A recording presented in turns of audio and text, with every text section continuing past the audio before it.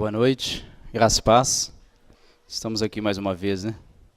Como o pastor disse, o nosso tema hoje é bastante importante.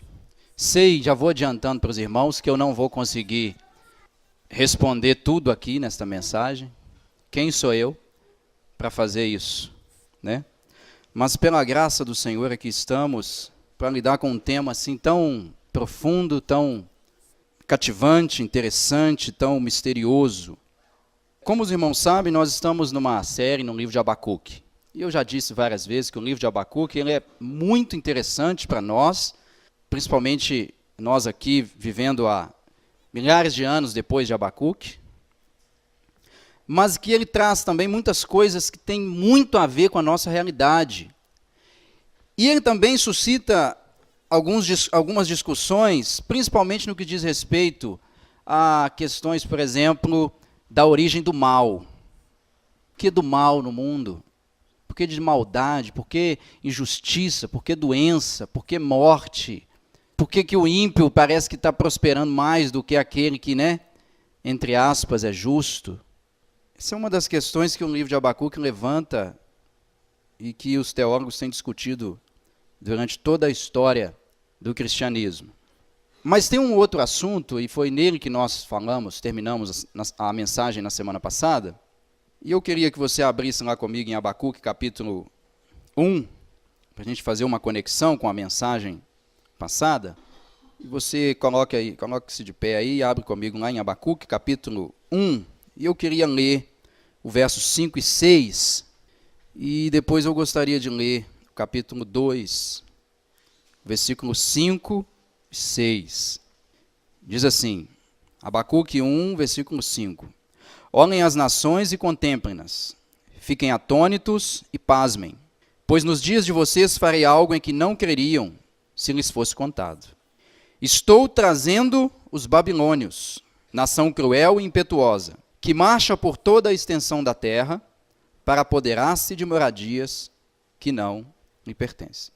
O versículo 5 e 6 é a resposta de Deus à queixa de Abacuque, até quando ele clamaria a Deus e Deus ficaria aparentemente em silêncio diante de toda a injustiça que Abacuque estava vendo. A resposta de Deus no versículo 5 e 6, e o versículo 6, olha aí comigo, diz assim, estou trazendo os babilônios. Eu lembro que nós falamos aqui nessa pregação, quando nós passamos por esta passagem, que essa ideia de estou trazendo os babilônios é da ideia de, essa expressão trazendo, levantando, erguendo, é num sentido político, é como se Deus estivesse o quê? Fazendo uma ascensão, dando poder político para a Babilônia, levantando ela como império. O próprio Deus está fazendo isso, é isso que o texto está dizendo. Eu estou trazendo os babilônios. Deus é que está trazendo a Babilônia para destruir, para disciplinar, vamos dizer assim, Judá. E aí, vamos lá comigo agora no capítulo 2, o verso 5, diz assim, de fato a riqueza é ilusória, e o ímpio é arrogante e não descansa. Ele é voraz como a sepultura e como a morte, nunca se satisfaz. Apanha para si todas as nações e ajunta para si todos os povos. Verso 6, todos estes povos um dia rirão dele com canções de zombaria e dirão, ai daquele que amontoa bens roubados e enriquece mediante extorsão. Até quando isso continuará assim?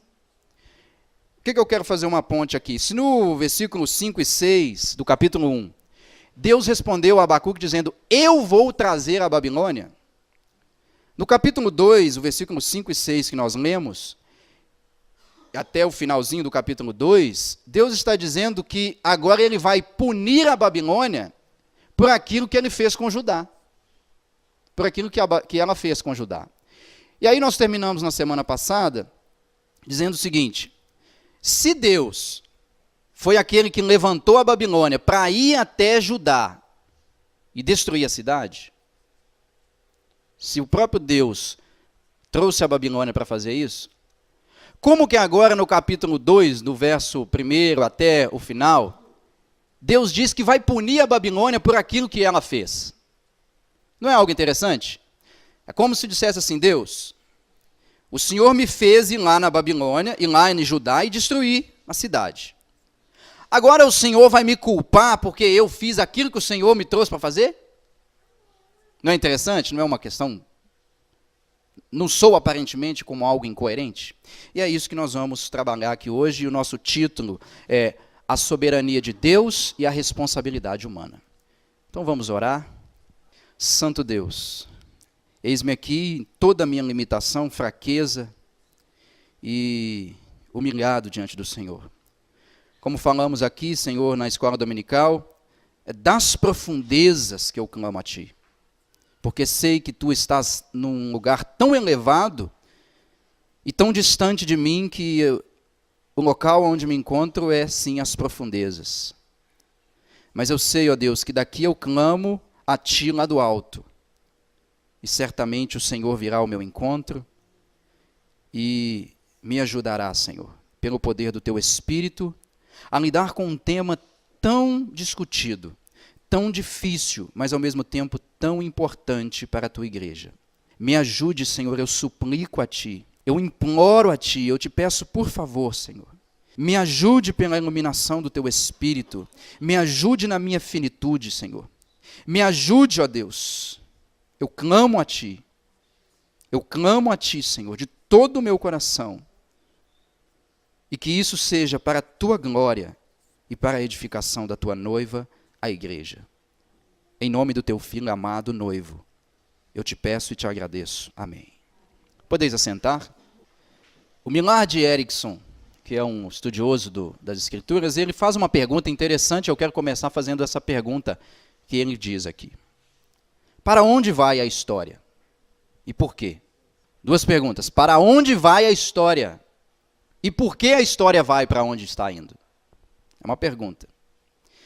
E ele vai além, ele diz, e se nada está fazendo com que o padrão da história se desenvolva, como se desenvolve? Deixa eu traduzir isso aqui. A pergunta dele é o seguinte, desde que o mundo é mundo, para onde está indo a história? Para onde estamos caminhando? Para onde a humanidade está indo? É o que ele está se perguntando. E ele diz assim, e se nada está fazendo com que o padrão da história se desenvolva, como se desenvolve? Ou seja, nós percebemos que os anos têm passado, não tem? Que acontecimentos aparecem e vão, não é assim? E a história vai caminhando e a pergunta do Erickson é assim, se não tem nada que tem feito a história caminhar, ou melhor dizendo, se nós percebemos que a história está acontecendo, o que está fazendo a história acontecer? O que está fazendo a história caminhar? Ele começa com essa pergunta. Logo adiante ele mesmo responde, e eu quero trazer aqui também a resposta dele, que ele diz assim, olha, o cristianismo afirma que Deus tem um plano que inclui tudo o que ocorre e que Ele está atuando neste momento, concretizando o seu plano. Então a resposta que o Erickson faz diante de para onde vai a história? Ele mesmo responde dizendo assim, para onde Deus quer levar a história. Porque o Millard Erickson, ele diz uma coisa, ele tem um pensamento cristão, e ele diz, no cristianismo nós acreditamos que Deus tem um plano, e que Deus nesse exato momento não está sentado lá no trono dormindo, pensando, deixa a história acontecer, daqui a pouco eu vou ver o que deu as coisas. Não, para ele, o Deus da Bíblia tem um plano, e ele está agora, esteve no passado, está no presente e estará no futuro, levando o plano que ele fez à frente. Isso nos leva a uma coisa interessante, essa afirmação dele, que a história não é cíclica. Vocês já conversaram com pessoas, e talvez você mesmo já pensou isso, e tem inclusive um versículo em Eclesiastes que nos dá a entender que a Bíblia trabalha, que essa é a perspectiva, de que a história é assim, ó, que o que aconteceu lá atrás volta a acontecer, e depois volta a acontecer, e depois volta a acontecer. É o que a gente chama da história cíclica. Vocês já tiveram esse pensamento?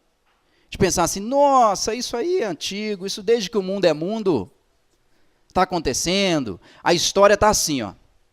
Vai e volta, toda hora ela passa pelo mesmo lugar e ela fica nesse infinito, ó, dando círculos e círculos e círculos e círculos, e parece que nada avança. Nós aprendemos que no cristianismo e na Escritura, a história não é cíclica. Ou seja, a história não está assim, ó. Pelo contrário, no cristianismo, a história é linear. O que é linear? A história, ao invés de estar dando voltas, ela está assim, ó, caminhando de lá para cá. Ela está caminhando, como diz Gênesis, capítulo 1, versículo 1. No princípio, Deus. Se houve um princípio, é porque há um fim. Então a Bíblia começa, já em Gênesis capítulo 1, versículo 1, dizendo, no princípio, aqui começa a existir tempo. Deus, quando ele intervém para criar, ele cria o tempo. E aí houve um princípio. Então a história não é cíclica, como eu disse. A história teve um começo e ela está caminhando para um fim. O que Deus está fazendo agora, nesse exato momento, como eu disse, esteve no passado, está fazendo agora e estará no futuro? Desenvolvendo aquilo que ele planejou desde o começo, fazendo com que aquilo chegue a um fim que ele mesmo desenvolveu. Então essa é a primeira coisa que nós precisamos entender. Cristianismo, a história não é cíclica. A história está caminhando para um lugar onde o próprio Deus escreveu. Deus é o autor da história. Isso também nos leva a entender que nós não somos deístas. O que é o deísmo? O deísmo é um pensamento, uma corrente. Eles acreditam que Deus criou todas essas coisas que nós vimos, mas que Deus, depois que ele criou tudo, ele criou as leis que regem esse universo, e depois Deus deixou isso aqui e não intervém mais neste mundo. Deus não intervém na história, ou seja, a história é consequência das leis naturais que o próprio Deus criou. Eles dizem que é como se Deus fosse um cara que criou um relógio, depois ele deu corda no relógio, deixou o relógio rodando por si só e saiu para lá. Falou, o relógio se vira sozinho agora. Ok? Então, esse pensamento não é o pensamento da Bíblia. Ou seja, nós não estamos à mercê das leis naturais. Nós não estamos abandonados aqui neste mundo. O Deus que criou este mundo, que criou uma história para este mundo, ele age diretamente neste mundo, diretamente na história. Ele não está fora da história. Deus está agindo com cada pessoa na história, em cada época, em cada tempo, em cada lugar, em várias maneiras. Percebe? Então nós não somos deístas. Deus está intervindo na história e age ainda neste mundo. Ok? Sendo assim, esse texto que nós lemos de Abacuque aqui no começo, na nossa conexão, entendendo dessa maneira que Deus tem um plano, e que ele está fazendo com que esse plano se desenvolva ao longo da história, sendo assim, Abacuque, olha lá para a gente começar a entender, era plano de Deus usar a ascensão da Babilônia para disciplinar Judá contra seus pecados. É o que ele diz no versículo 5 e 6 do capítulo 1. Eu estou trazendo os babilônios, nação cruel e impetuosa, que marcha por toda a extensão da terra para apoderar-se de moradias que não lhe pertencem. Então era plano de Deus usar a ascensão da Babilônia, fazer com que a Babilônia se tornasse um grande império e marchasse por todas as outras cidades e dominassem elas. Era plano de Deus usar isso para disciplinar Judá. Mas, ao mesmo tempo, a Babilônia seria responsabilizada e punida pelos seus atos. Ou seja, Deus ele tinha planos de usar a Babilônia. Mas, ao mesmo tempo, a Babilônia não estava sendo obrigada por Deus. Deus não estava fazendo com que ela fosse contra a vontade dela. Ela estava fazendo exatamente o que o coração dela queria. O Império Babilônico estava fazendo exatamente o que eles desejavam. Mas Deus, diante da sua sabedoria e da tua soberania, ele usou exatamente o que a Babilônia estava querendo fazer para trazer disciplina para Judá. Então nós temos nesses textos que nós lemos aqui, exatamente duas afirmações interessantes. A primeira é que Deus é soberano. que ele move quem quer e faz o que quer, porque ele tem um plano e faz com que o plano caminhe para onde ele bem entenda. A segunda é que os atos humanos têm as suas consequências, e a raça humana é responsável por aquilo que faz. Nós vamos desenvolver mais ao longo aqui do nosso assunto. Em outras palavras, Deus usou soberanamente a Babilônia como vara para punir Judá, sem se tornar culpado por isso e sem ir contra a vontade dos babilônios. Deus usa o ato da Babilônia sem que ele mesmo seja culpado pelo ato que é a Babilônia. Nisso vemos então, como eu disse, a doutrina da soberania de Deus e a responsabilidade humana. Deus é soberano e o homem é responsável. Aprende isso aqui, escuta isso, guarda isso. Deus é soberano, o homem é responsável. O pastor Sérgio Ruiz diz: em todas as épocas, a doutrina da soberania de Deus e da responsabilidade humana foi reconhecida e valorizada. Presta atenção nisso. Ele diz que em todas as épocas, essa doutrina que Deus é soberano e o homem é responsável foi muito estimada pela igreja. Mas, apenas em nosso tempo, essa preciosa doutrina é desconhecida e muitas vezes negada.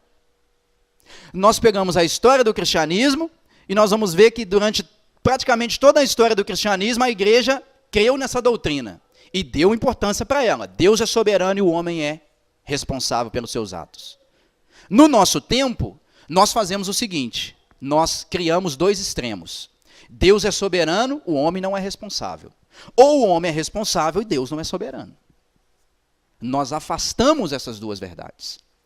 Ok? Aí eu trouxe aqui duas confissões de fé para a gente ver como que os nossos irmãos no passado entenderam que essa doutrina era bíblica e defenderam ela. Eu trouxe a Confissão de Fé Batista de 1689. O que é uma confissão de fé? Uma confissão de fé é quando homens renomados, estudantes da Bíblia, se reúnem em determinado momento na história e definem, olha, o que são as verdades bíblicas em que cremos. O que a Escritura diz a respeito desse assunto. Homens sérios que sentaram para discutir questões importantes da fé cristã e que depois fizeram isso, tornaram isso escrito, para que ficasse para as próximas gerações o que nós cremos. Nós cremos assim. E a Confissão Batista de 1689, ela, quantos anos nós estamos? Ela diz assim, ó, no capítulo 3, ela diz, a parte A, eu vou dividir em duas partes, a parte A e a parte B. Primeiro vamos lidar com a parte A. Ela diz assim, olha, desde toda a eternidade, Deus mesmo decretou todas as coisas que iam acontecer no tempo. Olha como é que isso é interessante. Desde toda a eternidade, o que ela está querendo dizer? A eternidade é antes de Deus criar nada. É antes de Gênesis, capítulo 1, versículo 1. Quando não existia nada. Quando a única coisa que existia era Deus e Ele mesmo. Nós chamamos isso na teologia de autossuficiência de Deus. Deus estava totalmente satisfeito em si mesmo, sem precisar de nada fora dele mesmo. Então está lá, Pai, Filho e Espírito Santo, numa comunhão eterna, sem precisar de nada. Então, diz assim na confissão, que desde toda a eternidade, Deus mesmo decretou todas as coisas que iriam acontecer no tempo. Significa, então, que essa confissão de fé está dizendo que Deus, antes de criar tudo, Ele, o Pai, Filho e Espírito Santo, decretou e falou assim, olha, as coisas serão dessa maneira. Irá acontecer dessa maneira. A história irá começar assim e terminará assim. E ele diz assim, e isto ele fez o quê? Como que Deus decretou todas as coisas que iriam acontecer no tempo, e isto ele fez segundo o conselho da sua própria vontade. Muito sábia e muito santa. Então, a Confissão de Fé Batista de 1689 está dizendo, Deus, antes de criar qualquer coisa, decretou que a história começa dessa maneira, termina dessa maneira, e isso ele fez segundo o conselho da sua própria vontade. Ou seja, ele fez porque ele quis fazer assim. Ele não chegou para ninguém e falou assim, aqui, será que você acha que eu faço assim ou assado? Não, ele decretou e falou, vai ser dessa maneira. Ok? Então essa é a parte A do capítulo 3. Né? Agora, a Confissão de Fé de Westminster, 1643 a 1646. Capítulo 3, parágrafo 1, diz: desde toda a eternidade, Deus, pelo muito sábio e santo conselho da sua própria vontade, ordenou livremente e inalteravelmente tudo quanto acontece. Deus, então, a mesma coisa. Deus, desde a eternidade, pela sua própria vontade, de forma sábia e coerente, decretou de forma livre e inalteravelmente, ou seja, não pode ser alterada a história. A história que Deus começa assim, e o desfecho caminha e vai terminar assim. Não pode ser alterada. Ok? Estas duas confissões afirmam que Deus tem um plano para toda a sua criação, antes mesmo de criá-la. E este plano é único, Deus não tem plano B. Percebe? Por que isso é importante a gente entender? Porque muitos de nós, talvez, pensamos que Cristo era o plano B de Deus. Ou seja, o homem pecou, Deus falou assim: nossa, rapaz, eu achei que ele não ia comer do fruto. E agora? Então, Cristo não foi um plano B de Deus. Então, olha, este plano de Deus é único, como diz Berkhoff. Não existe, pois, uma série de decretos de Deus, mas somente um plano compreensivo que abrange tudo o que passa na história. Tem sua base na sabedoria infinita de Deus. É eficaz e certamente acontecerá. É imutável porque o próprio Deus não muda. É abrangente, pois nada que acontece na história ocorre fora dos decretos de Deus. Vocês estão pensando alguma coisa? Eu não acredito que Deus... Não, aí não. Então sou uma máquina. Que isso? Deus decretou tudo. Meu Deus. Calma, nós vamos chegar lá. Calma. Segura aí. Mas eu trouxe aqui as duas confissões. E a confissão de fé não é Bíblia. Ou melhor dizendo, ela é Bíblia, mas não é a palavra de Deus. Ela contém Bíblia, mas não é a Bíblia, vamos dizer assim. Então eu quero trazer você para a gente ver se Deus realmente decreta isso. Decreta o início, o meio e o fim. Se Deus realmente tem planos. E aí eu quero convidar você a ler alguns textos comigo para a gente enxergar isso na própria Escritura. Por exemplo, Isaías capítulo 14, versículo 24. Vai lá comigo. Isaías 14, versículo 24. Isaías 14, verso 24. Nós vamos caminhar no Antigo Testamento primeiro, depois nós vamos ver se essa verdade também ocorre no Novo Testamento.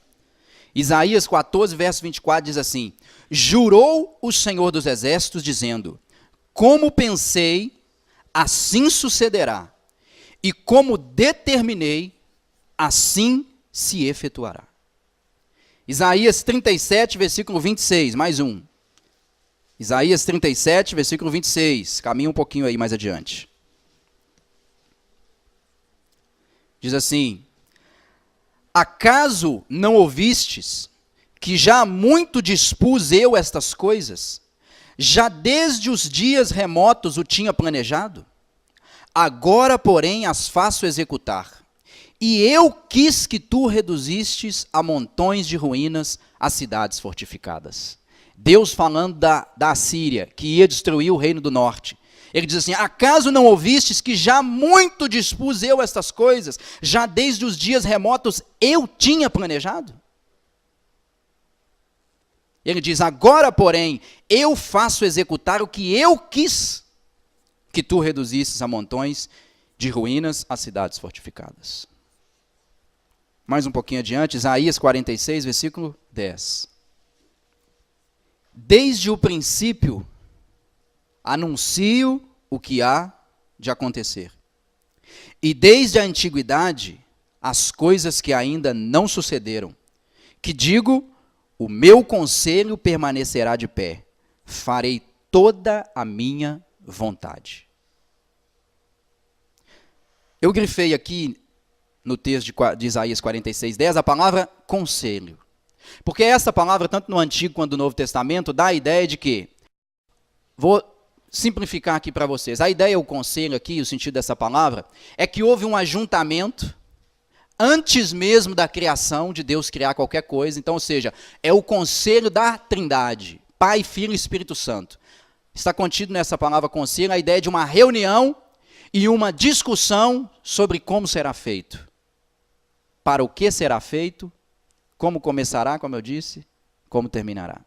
A ideia é que antes que Deus fez qualquer coisa, antes de Deus criar qualquer coisa, houve o que nós chamamos na teologia do Santo Conselho. E aí Deus, em toda a sua soberania, sabedoria, inteligência, perfeição e outras qualidades que nós podemos pensar aí, Ele conhece todas as possibilidades, todos os resultados, todas as formas. Então Ele decreta o que vai acontecer. Parênteses. Não é que Deus vai no futuro e sabe o que vai acontecer e diante disso Ele faz o seu plano. Deus não conduz a história porque Ele foi na história e descobriu o que ia acontecer e diante do que Ele viu que ia acontecer, Ele fez o plano. Porque se Deus precisa ir na história, se Deus precisa ir no futuro para saber o que vai acontecer, Ele não é onisciente. Percebe? Se Deus precisa ir no futuro para saber o que vai acontecer para tomar uma decisão, então Ele não é onisciente. E a própria palavra onisciência é toda a ciência, ou em outras palavras, todo o conhecimento. Deus não precisa ir no futuro para saber o futuro. Deus decretou o que aconteceria no futuro, porque Ele quis que acontecesse, não porque Ele foi no futuro para saber o que iria acontecer. Mais um, Provérbios 16, versículo 4. Nós teríamos vários textos que a gente poderia afirmar isso, eu trouxe aqui alguns, só para a gente entender um pouquinho de como que a Escritura nos dá base. Agora é a Bíblia que está falando, agora nós não estamos lá somente na confissão de fé, ou seja, nós não estamos só no que os nossos irmãos no passado creram. Nós estamos agora na Bíblia. Provérbios 16, verso 4. Olha que texto, assim, eu diria um pouco pesado para nós. O Senhor fez todas as coisas para determinados fins, e até o perverso para o dia da calamidade. Meu Deus. Outras traduções dizem que Deus fez o ímpio para o dia mau. Pesado, né? E no Novo Testamento? Será que o Novo Testamento fala que Deus decreta as coisas que ia acontecer na história? No Novo Testamento, no Antigo nós já vimos aqui. Vamos ver no Novo? Vai comigo em Atos 2, versículo 23. Atos 2, verso 23. Atos 2, 23 é o discurso de Pedro, primeira pregação de Pedro, depois do dia de Pentecostes.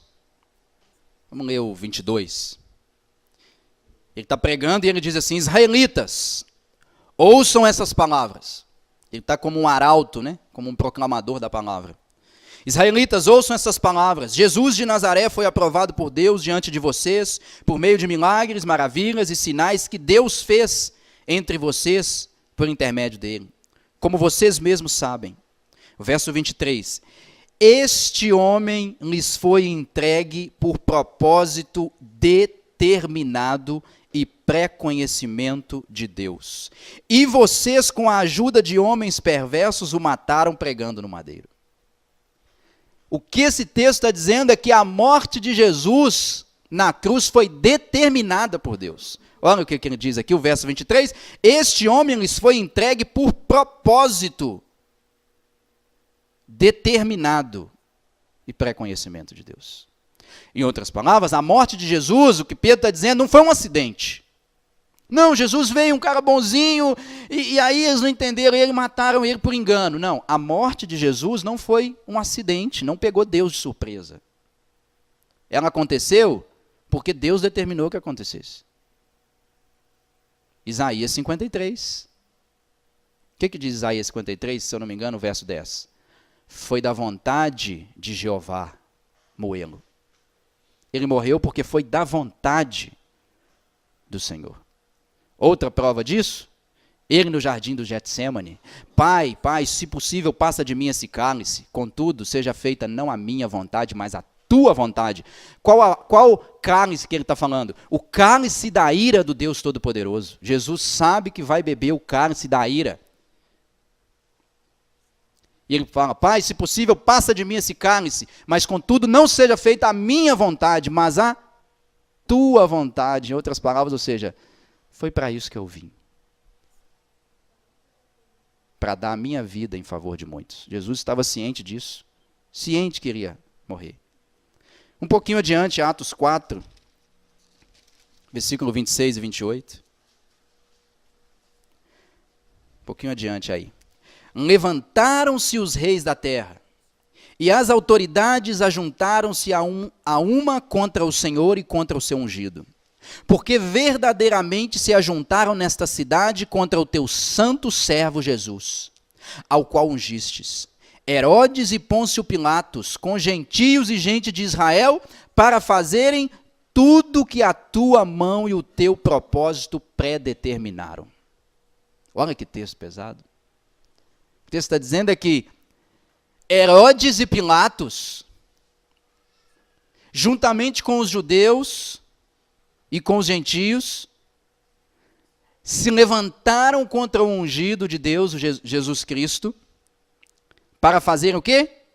Tudo que a tua mão e o teu propósito pré-determinaram. Chama atenção para o pré. Pré-determinar é determinar antes que aconteça. Efésios capítulo 1, versículo 11. Vai comigo lá. Efésios 1, verso 11. Efésios 1, 11. Diz assim: nele fomos também escolhidos, tendo sido predestinados, conforme o plano daquele que faz todas as coisas segundo o propósito da sua vontade. Outras traduções dizem, aquele que faz todas as coisas segundo o conselho da tua vontade. E aí a palavrinha, o conceito daquela palavra conselho que eu disse, aquele que faz tudo conforme havia decidido de antemão. Então, olha, nele fomos também escolhidos, tendo sido predestinados. Destinados antes. É determinar o fim antes do começo. É como se você fosse fazer uma viagem agora e Deus já determinasse aonde você vai chegar, como você vai chegar, que horas você vai chegar, com quem você vai chegar. Então nós temos a conclusão até aqui de que o Millard Erickson diz assim: Deus está executando agora o seu plano, o qual existe desde a eternidade e inclui todas as coisas que ocorrem. O Martin Lloyd Jones diz assim: Deus é o Senhor da história. Ele está assentado nos céus, e as nações para ele são como gafanhotos, como um pingo no balde, como poeira na balança. A Bíblia assevera que Deus é sobre todos. Ele começou o processo histórico, ele o está controlando e ele vai concluí-lo. Nós nunca podemos perder de vista esse fato crucial. Ouvide, ó Israel, o vosso Deus reina. Deus é soberano, nós já vimos isso aqui na Escritura, né? Mas é interessante que agora eu sei que talvez você está pensando assim, então tudo bem, Deus decretou tudo, então eu vou ficar aqui agora, de braços cruzados, você vai fazer uma pergunta. Eu trouxe aqui a pergunta, que eu sei que vocês estão fazendo, porque eu também já me fiz essa pergunta. Mas, e a responsabilidade humana? Se Deus decretou tudo o que acontece, então a raça humana não é responsável, apenas faz aquilo que Deus decreta. Não é isso? Não, então eu não tenho culpa. Então como que Deus pode condenar Adão e Eva, porque ele já havia então decretado que eles iriam comer do fruto? Então eles estão inocentes. Como nós vamos resolver esse problema? Eu trouxe aqui a resposta: se Deus decretou tudo o que acontece, então a raça humana não é responsável, apenas faz o que Deus decreta? Eu disse, errado. O fato de Deus decretar o que irá ocorrer na história não faz da raça humana meros robôs que são controlados por ele. Agora nós vamos pensar o outro lado aqui. Já entendemos, Deus é soberano, não é? Já vimos aqui nos textos que Deus, de fato, determinou e ele é soberano. Então o fato de Deus decretar o que irá ocorrer na história não faz da raça humana meros robôs que são controlados por ele. As Escrituras ensinam que o ser humano, mesmo diante dos decretos divinos, age livremente e de espontânea vontade, portanto é responsável por aquilo que faz, seja certo ou errado. Se de um lado a Bíblia ensina que Deus é soberano, do outro ela ensina que o ser humano não faz nada por obrigação, Ele age de livre e espontânea vontade. E é por isso que ele é responsável pelos seus atos. E aí eu quero trazer a parte B das confissões que nós lemos. Porque se na parte A da confissão de fé batista e da confissão de fé de Westminster, Deus decretou tudo, a parte B eles dizem assim, olha, Deus fez isto, porém, de um modo em que Deus em nenhum sentido é o autor do pecado, ou seja, Deus não decretou que o homem pecasse. Foi responsabilidade dele pecar. Fez isso de um modo que Deus de nenhum sentido é o autor do pecado, nem se torna corresponsável pelo pecado, nem faz violência à vontade de suas criaturas, nem impede a livre ação das causas secundárias ou contingentes. Então, a confissão de fé batista, e eu vou ler a de Westminster também. Deus fez, porém, ou seja, fez o que? Decretou as coisas, fez de modo que nem Deus é o autor do pecado, nem violentada é a vontade da criatura, nem atirada a liberdade, ou contingência das causas secundárias antes estabelecidas. O que ele está dizendo aqui de causas secundárias? Ele está dizendo o seguinte, as confissões de fé estão ensinando o seguinte, ó, Deus é soberano, e ele de fato decretou o que vai acontecer na história. Porém, Deus fez isso de uma maneira que os seres humanos não são robôs nas suas mãos. Eles agem de livre e espontânea vontade e, agindo livremente, acabam fazendo exatamente aquilo que Deus havia decretado que iria acontecer. O que nós chamamos aqui de um mistério na Escritura. Conclusão até aqui. Estamos diante de duas verdades ensinadas nas Escrituras. Nós não podemos negar que Deus é soberano. Nós já passamos por vários textos aqui e não podemos negar que Deus decretou. Ok? Mas então nós estamos diante de duas verdades. Deus é soberano e a raça humana é responsável. E isso eu trouxe aqui dizendo o seguinte, que isso é um mistério que Deus não nos revelou. E que os autores bíblicos não se preocuparam em questionar.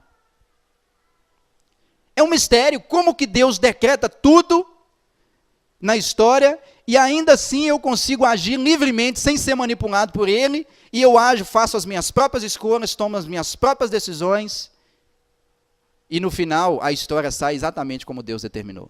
É um mistério, a Escritura não nos dá essa resposta. E ela não somente não nos dá uma resposta, como também os autores que escreveram os textos bíblicos não se preocuparam em questionar essas duas questões, a relação entre elas. Fizeram, por exemplo, uma pergunta para Charles Spurgeon, um pregador do passado, como conciliar a soberania de Deus e a responsabilidade humana? A resposta do Spurgeon, sabe qual foi? Impossível. Como conciliar dois amigos? Dois amigos não precisam de se conciliar, já são amigos. Ou seja, em outras palavras, o Spurgeon, assim como os outros estudiosos antes dele, assim como os próprios escritores bíblicos, eles entenderam que isso é um mistério, são duas verdades que a Escritura ensina e elas não se contrapõem. É um mistério e que só vamos saber na glória, na eternidade. Deus, como que o Senhor decretou tudo e me deixou agir livremente e no final a história saiu exatamente como o Senhor queria?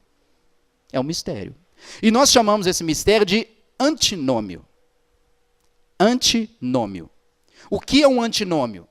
Um antinômio é uma aparente,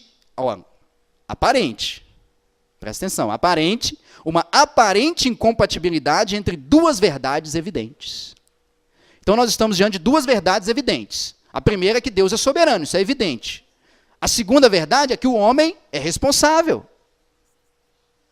Também é uma verdade evidente. Quando nós temos duas verdades que são evidentes, mas que não podem ser explicadas ao mesmo tempo, nós temos o que nós chamamos de antinômio. E o antinômio não existe somente na teologia. Nós temos antinômios jurídicos. Está aqui, por exemplo, a Rosiane, que é advogada, ela deve conhecer disso. Nós temos um antinômio na matemática. Nós temos um antinômio na física. Por exemplo, da física, eu trouxe um exemplo aqui. Na física, nós encontramos definições da luz como onda. Nós dissemos assim, tem linhas da física que falam, a luz é uma onda. E aí tem outros que dizem, não, a luz não é uma onda, a luz é uma partícula. Então nós pensamos assim, peraí, é onda ou partícula? Não, a luz pode ser tanto onda quanto partícula. Então são duas verdades que não se excluem. Então nós estamos diante de um antinômio, ou seja, são duas verdades que, embora eu não possa explicá-las, a relação das duas, e nem posso negá-la, é um mistério. Ok? Aí um outro autor que eu trouxe aqui, J. E. Packer, ele diz: um antinômio existe quando dois princípios postos lado a lado aparentemente são irreconciliáveis, ainda que ambos sejam inegáveis. Como eu disse, nós não podemos negar que Deus é soberano e que o homem é responsável. Há razões irrefutáveis para se crer tanto num quanto na outra. Ambas repousam sobre claras e sólidas evidências, mas você considera totalmente misterioso como é que elas podem ser conciliadas uma com a outra. Isso é um antinômio, estamos diante de um antinômio. Soberania de Deus, responsabilidade humana. Vamos ver como que essas duas verdades aparecem juntas nos mesmos textos. E nós vamos ver que os escritores simplesmente se sujeitaram a essa verdade, dizendo: Senhor, Tu és soberano e eu sou responsável. Por exemplo, vá comigo em Gênesis capítulo... Vai em Gênesis 50, verso 20. Vamos ler a partir do 15. Gênesis 50, verso 15. Vendo os irmãos de José que seu pai havia morrido, disseram: e se José tiver rancor contra nós e resolver retribuir todo o mal que lhes causamos? Então mandaram um recado a José, dizendo: antes de morrer, teu pai nos ordenou que te disséssemos o seguinte: peço-lhe que perdoe os erros e pecados de seus irmãos que o trataram com tanta maldade. Agora, pois, perdoa os pecados dos servos do Deus do teu pai. Quando recebeu o recado, José chorou. Depois vieram seus irmãos, prostraram-se diante dele e disseram: aqui estamos, somos teus escravos. José, porém, lhes disse: não tenham medo. Estaria eu no lugar de Deus? Vocês planejaram o mal contra mim, mas Deus o tornou em bem, para que hoje fosse preservada a vida de muitos. Olha que coisa interessante. O texto está dizendo o seguinte: quem planejou o mal contra José? Os próprios irmãos dele. Eles agiram livremente, planejaram o mal contra ele, tiveram inveja, lançaram ele na cisterna, venderam ele para os ismaelitas. Mas o José diz o seguinte: vocês planejaram o mal contra mim, mas Deus o tornou em bem. Essa expressão, o tornou em bem, é o seguinte: Deus tinha propósito. Vocês agiram livremente, planejando o mal contra mim. E no agir livremente, vocês fizeram com que o plano do próprio Deus cumprisse. Qual era o plano? Para que a vida de muitos hoje fosse preservada. Eles agiram livremente, e agindo livremente, Deus não obrigou eles a planejar o mal contra José, a vender para o Egito, mas agindo livremente, e eles mesmos sabiam que eram responsáveis por ter agido, porque eles chegaram para José e falaram: José, nós estamos dispostos a ser seus escravos, nós fizemos mal contra você, José, nós estamos errados, nós fizemos coisas erradas. Eles são responsáveis. Outro texto, vamos no Novo Testamento, Marcos capítulo 14. Marcos 14, versículo 21. Vamos caminhando aqui. Marcos 14, verso 21. Diz assim, vamos ler o 20. Afirmou Jesus: é um dos 12 alguém que come comigo no mesmo prato. Ou seja, qual que é o contexto aqui? Jesus está falando que ele vai ser traído. Marcos 14, versículo 21. Ele diz: afirmou Jesus: é um dos 12 alguém que come comigo no mesmo prato. O verso 21 diz assim: o Filho do Homem vai como está escrito ao seu respeito. Em outras palavras, o que Jesus está dizendo: olha, eu vou ser traído porque já está escrito que eu vou ser traído. Eu tenho que ser traído mesmo. Ele diz assim: mas ai daquele que trai o Filho do Homem. Coisa interessante. Jesus está dizendo: eu vou ser traído exatamente como está escrito. Mas ai daquele que me trair. Espera aí, mas o Judas trai Jesus porque havia sido determinado que ele iria trair Jesus, e ainda assim ele é responsabilizado. Percebe? As duas verdades no mesmo texto: Deus é soberano, o homem é responsável. Mesmo Judas tendo traído Jesus, mesmo estando escrito, e ele foi responsável por isso. Olha, o texto que nós lemos em Atos 2, 22 e 23, não vou passar de novo, é o que Pedro diz: olha, ei, israelitas, ouçam, esse Jesus aí, varão aprovado, Deus fez sinais e maravilhas através dele, diante de vocês, mas vocês o mataram por determinação do próprio Deus. Ou seja, Deus havia determinado que Jesus morreria na cruz. Herodes, Pilatos, os judeus e os gentios agiram livremente. Não foram obrigados a matar Jesus na cruz. Agiram conforme o próprio coração deles. E agindo livremente, fizeram com que o plano de Deus para a redenção de toda a humanidade fosse concretizado. Outro texto que nós lemos em Atos 4, 27 e 28, sobre Herodes e Pilatos, que se levantaram contra o ungido de Deus, Jesus, e ao fazerem isso, cumpriram o que havia sido determinado. Agiram livremente. Pilatos lavou a mão de livre e espontânea vontade. Deus não obrigou Pilatos a lavar as mãos. Mas lavando as mãos, entregando Jesus e soltando Barrabás, Pilatos estava contribuindo para que o plano da crucificação acontecesse. E aí nós chegamos no nosso texto, que nós lemos, em Abacuque 1, versículos 5 e 6, capítulo 2, 5 e 6. Era plano de Deus a ascensão da Babilônia para disciplinar Judá. A Babilônia, porém, não foi forçada a fazer isso. Agiu segundo a sua própria vontade, por isso seria responsabilizada e punida pelos seus atos. Deus é soberano e o homem é responsável. Deus decretou todas as coisas de tal forma que a vontade humana não é coagida. Nós agimos de livre e espontânea vontade, e ao agir de uma forma misteriosa, estamos contribuindo para que o plano que Deus estabeleceu antes da fundação do mundo ocorra. O que nós podemos aprender disso aqui? Primeiro, a soberania de Deus e a responsabilidade humana não deve ser entendida como dois extremos. Antes devem ser vistas como duas linhas paralelas que se encontram na eternidade. Deus tem um plano e eu estou agindo livremente. Mas lá no final vai acontecer exatamente o que Deus quis que acontecesse. Ou seja, nós devemos evitar a ênfase extrema na soberania de Deus. Porque se eu dou uma ênfase, Deus é soberano, o que vai acontecer? Isso me leva ao fatalismo, ou ao determinismo. Ou seja, Deus é soberano, então tudo está decretado, então eu vou sentar aqui, ó vida, ó céus, ó morte, ó azar. Percebe? Isso é o fatalismo, isso é o determinismo. Eu vou para um extremo. E eu também não posso dar uma ênfase exagerada na responsabilidade humana. Porque se eu dou uma ênfase pesada na responsabilidade humana, eu vou para o ativismo. Se no determinismo e no fatalismo é Deus, não, é Deus que faz tudo. Deixa a vida me levar. Deus faz tudo. Se eu dou uma ênfase só na responsabilidade humana, não, somos nós que temos que mudar esse mundo. Espera aí, igreja, vamos levantar, nós temos que acabar com a fome no mundo. Nós temos que acabar com a corrupção. Mas nós não podemos ser extremistas dizendo o seguinte, Deus, deixa com a gente que a gente resolve o mundo, e no final, quando tudo estiver resolvido, o Senhor vem e reina sobre nós. Nós não podemos ser ingênuos nesse ponto. Não, porque agindo dessa maneira, nós estamos dizendo o seguinte, Deus, o Senhor não sabe o que está fazendo da história. Porque eu estou vendo tanto de coisa errada, Deus, então será que é eu que tenho que resolver esse negócio? Porque se Deus não está fazendo, então somos nós que temos que fazer. Percebe dois extremos?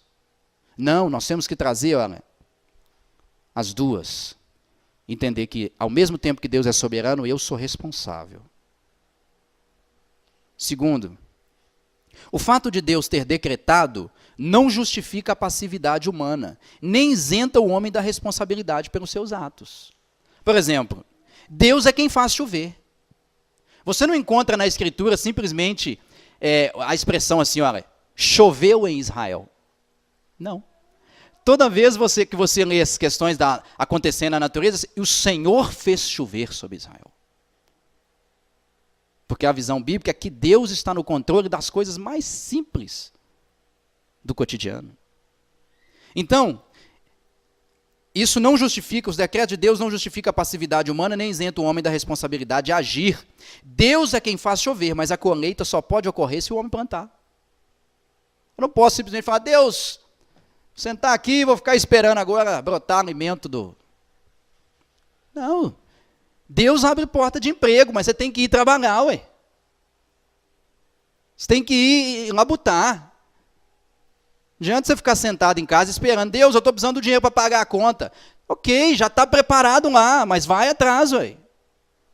Terceiro, a doutrina da soberania de Deus traz consolo, e eu acho que isso aqui é fundamental para nós. Presta atenção nisso. A doutrina da soberania de Deus traz consolo quando estamos aflitos ou passando por problemas, pois podemos ter a certeza e a esperança de que Deus está no controle de tudo. Deus está no controle de tudo. Entender que Deus é soberano, tem um plano e está levando o plano dele para a consumação, me traz conforto nos momentos de adversidades, me dá a capacidade, diante da dificuldade, sentar e fazer como Jó, prostrar rosto em terra e adorar ao Senhor e dizer: tu sabes o que tem feito na minha vida. Eu sou o vaso nas mãos do oleiro. O oleiro faz o vaso como bem entende. E o vaso não tem direito algum de dizer: por que me fizeste assim? Um exemplo. Se estou numa situação na qual não posso fazer nada, qual que é a minha atitude? Descanso na soberania de Deus. Hein?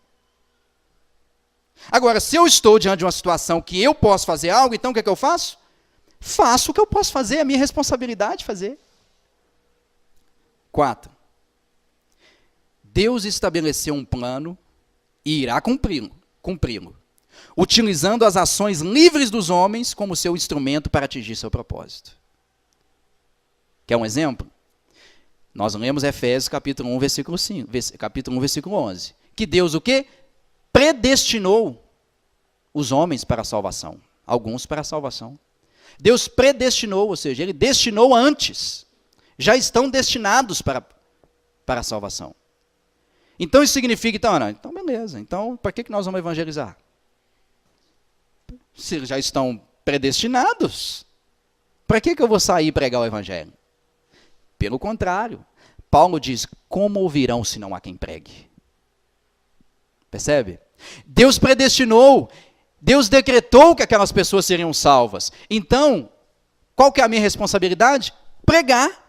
Porque o meio que Deus vai chamar aqueles que ele já predestinou para ser salvo é através da pregação do evangelho, através do evangelismo. Ah, irmão, mas eu não sei quem é predestinado e quem não é. Ótimo. É bom que nós não saibamos, porque aí nós pregamos para todo mundo. Deus predestina, mas é nossa responsabilidade pregar. 5, a soberania de Deus é a razão para uma vida intensa de oração. Essa aqui é boa. Irmão, se Deus decretou tudo o que acontece, para que eu vou orar? Não, é porque Deus decretou que eu oro. Oramos exatamente porque Deus já tem um plano e queremos nos aliar a Ele nesse plano. É por isso que eu oro. Porque se Deus não tivesse decretado, quem sou eu para orar e fazer que aconteça alguma coisa? As coisas só acontecem porque há um Deus nos céus que tem um plano e ouve as nossas orações que se alinham ao plano dele. É o exemplo, por exemplo, de Zacarias e Isabel. Em Lucas capítulo 1, versículo 13. Você encontra a história da seguinte maneira: havia um casal lá na tribo de Israel, era um cara chamado Zacarias, que tinha uma esposa, Isabel, ele era sacerdote e tal, e aí ele queria ter um filho e a esposa dele não podia engravidar. Mas aí eles estavam sempre adorando o Senhor e orando: Deus, dá-nos um filho, dá-nos um filho, dá-nos um filho, até que ele encontra o quê? Ele está lá oficiando no templo como sacerdote, o anjo aparece e fala assim: suas orações foram ouvidas. Olha que coisa interessante. Deus já havia prometido em trazer o profeta semelhante a Elias para preparar o caminho para o Messias. De uma hora para a outra, lá em Israel, numa tribuzinha pequenininha, o povo está lá, tem um sacerdote orando, e eles falam: oh, Deus, dá para a gente um filho, a minha esposa não pode engravidar, dá um filho, Deus. Oh, Deus, atende as nossas orações, nós estamos clamando, Deus. Oh, Deus, nos dá um filho. Quem que Deus deu para eles? Deus aliou a oração de Zacarias com Isabel à promessa que ele tinha de trazer João Batista. Atendeu a oração e cumpriu o seu plano. Percebem? A glória de Deus. Então, olha, ore para Deus te dar filhos tementes a Ele, mas ensine eles as Escrituras. Deus, eu quero filhos, eu quero que os meus filhos sejam tementes a Ti. Você está ensinando ele as Escrituras? Essa é a sua responsabilidade. Deus quer que nós tenhamos filhos tementes, mas isso não acontece por mágica. Isso acontece através da nossa responsabilidade de ensinar nossos filhos as Escrituras. Ore para achar uma esposa ou marido de Deus, mas esteja em lugares propícios para tal. Deus, eu quero uma mulher de Deus. Na balada você não acha. Eu quero um homem de Deus. No funk você não vai achar. Ore para Deus abençoar seu casamento, mas busque entender e aplicar os princípios bíblicos ao casamento. Ore pela salvação de outros, mas pregue o evangelho para eles. Ore por avivamento, mas não ignore seu dever como cristão. Percebe? Deus deseja avivamento? Deseja. Mas é nossa responsabilidade. Deus determina seus planos e os executa para o propósito da sua glória. Nós somos apenas servos que receberam o privilégio de participar de seus planos. Olha que maravilha. E por último, mesmo não entendendo como Deus concilia sua soberania com a responsabilidade humana, ainda assim devemos nos curvar diante dele, que faz todas as coisas segundo o beneplácito da sua vontade. Eu termino com vocês em Romanos capítulo 9, versículo 19 e 21. Vai comigo lá. Romanos 9, versículo 19 e 21. Paulo está trabalhando aqui a questão da soberania de Deus. Deixa eu te dar o contexto. A soberania de Deus referente ao povo de Israel, porque o povo rejeitou o Messias. E aí Paulo diz que Deus, então, Israel rejeitou o Messias porque Deus, foi o próprio Deus que fez com que eles rejeitassem. E aí Paulo, já antecipando o questionamento dos seus leitores, ele já responde. No versículo 19 ele diz: mas algum de vocês me dirá, então por que Deus ainda nos culpa? Por que Deus ainda nos culpa? Se ele decretou as coisas, nós então não somos responsáveis. Por que Deus nos culpa? Resposta de Paulo, eles dizem assim: pois quem resiste à sua vontade? A resposta de Paulo para o questionamento: como que Deus pode me culpar se ele decretou tudo? A resposta de Paulo é simples. Versículo 20. Mas quem é você, ó homem, para questionar a Deus? Acaso aquilo que é formado pode dizer ao que o formou: por que me fizestes assim? O oleiro não tem direito de fazer do mesmo barro um vaso para fins nobres e outros para uso desonroso? Quem és tu, ó homem, que mesmo não entendendo a soberania de Deus e a responsabilidade humana, questiona o Senhor dizendo: por quê? Quero respostas. Depois desse tão grandioso mistério que Paulo explana, do versículo 9 até o versículo 11, chega no versículo 33 do capítulo 11, ele para e parece que o fogo cai. Quando ele entende a grandiosidade de Deus, o fogo cai e ele diz: ó profundidade da riqueza, da sabedoria e do conhecimento de Deus! Quão insondáveis são os seus juízos, inescrutáveis os seus caminhos! Quem conheceu a mente do Senhor? Ou quem foi seu conselheiro? Quem primeiro lhe deu para que ele o recompense? Pois dele, por ele e para ele são todas as coisas, a ele seja a glória para sempre. Amém. Vamos orar? Santo Deus soberano, Deus, nós podemos descansar na tua soberania, mas também, Deus, ficamos felizes porque ainda assim podemos agir livremente. E agindo livremente, podemos ter a certeza, Deus, de que se agimos mal, seremos responsabilizados e condenados por isso. Mas se agindo bem, Senhor, estaremos trabalhando para a culminação, para a consumação do teu reino, para a consumação dos teus planos. Que isso, Deus, possa despertar em nós a consciência de que somos responsáveis, de que fazemos parte, ó Deus, de um plano maior que o Senhor tem construído durante a história. E desperte em nós também, Deus, a mente, ó Deus, a consciência de que o Senhor está no controle de todas as coisas. E essa é a razão porque podemos descansar e ao mesmo tempo trabalhar. Porque sabemos que todas as coisas cooperam para o bem daqueles que te amam. Todas as coisas, Senhor. Nós te louvamos, que o Senhor permaneça sendo soberano e que nós permanecemos responsáveis. Em nome de Cristo. Amém.